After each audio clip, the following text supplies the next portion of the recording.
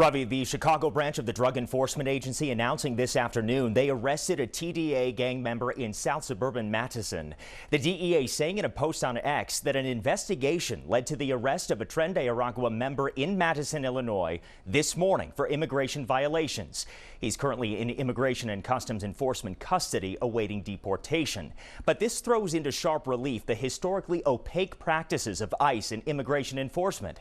There are little to no specifics released to the public about operations. Many times posts like those on X or Department of Justice releases are how we learn of apprehensions. Now the National Immigrant Justice Center and the ACLU are suing to get weekly reports about the people arrested by ICE in the Chicago area, alleging the agency is violating the terms of a legally binding agreement to do so.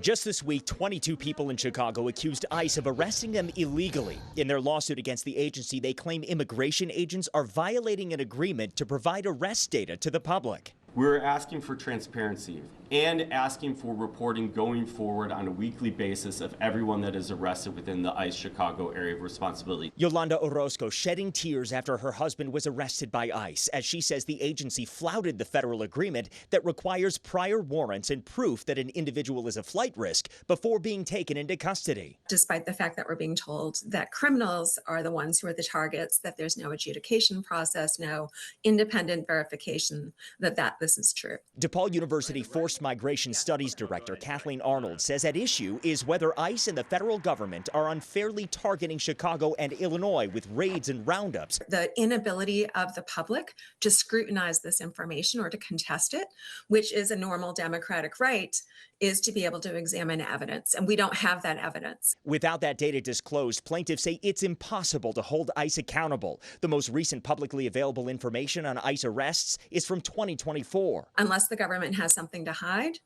right, they should be willing to share this information. But because of the agency's authority and foreign policy mandate, ABC 7 chief legal analyst Gil Soford tells the I-Team there is a high bar to force ICE to report any specifics on those it has in custody.